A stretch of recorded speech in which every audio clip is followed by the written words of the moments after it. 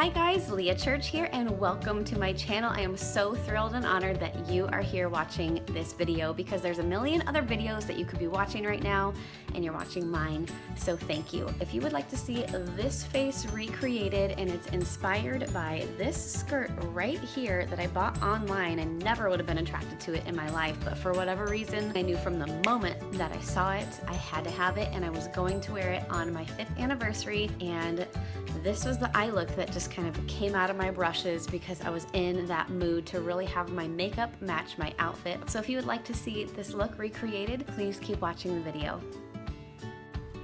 Hi guys, so I'm going to start this look off with my new primer that I picked up. I don't know if I love it or not, but it's the NYX Honey Do Me Up primer and it's glycerin based and not silicone based, so we're going to try it for a second.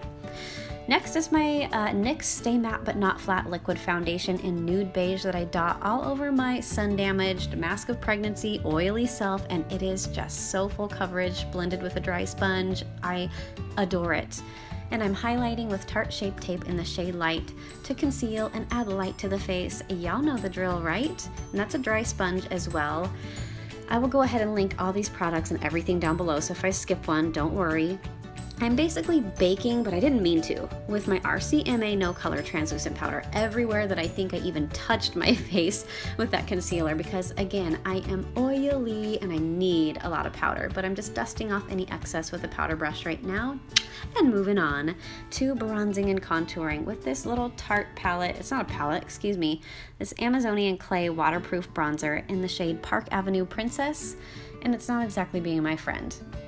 I got it in an Ipsy bag and I'm really having issues with patchiness, but I think that it's my fault, even though I haven't changed anything besides the product, but I really feel like everywhere else on my face besides like right there, it worked. Okay, for my nose, let's move on. I'm using the Ciate London bronzer in Palm Island and my Royal and Langnickel Precision Angle Brush. This is my favorite way to get my nose done. And for blush, I'm a sucker for some color. So that hot pink shade was the shade Stunning from Younique, and it's basically my go-to blush. I don't really have a whole lot of blushes. I have several, but they don't even pop on me whatsoever.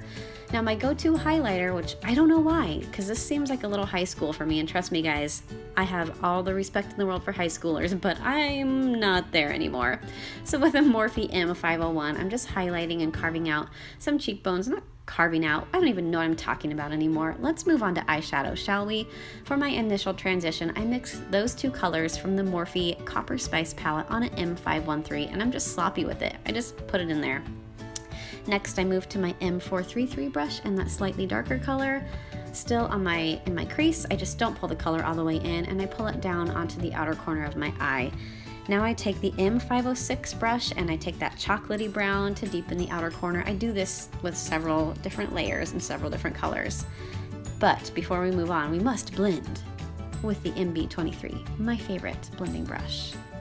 Now I'm going to take a brush that's new to me. It's the M321. It's synthetic and it's got a very pointed tip on the brush, so I use that to apply that darkest color as well as to smoke out my lower lash line, which that's never how I do my lower lash line, but it really worked for this.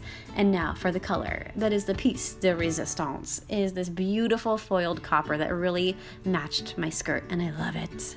So the NYX Micro Brow Pencil has been my go-to. It's either that or the Anastasia, but I've been in a NYX moment and I'm just filling in the bald patches and shaping my brows. It's the color Ash Brown.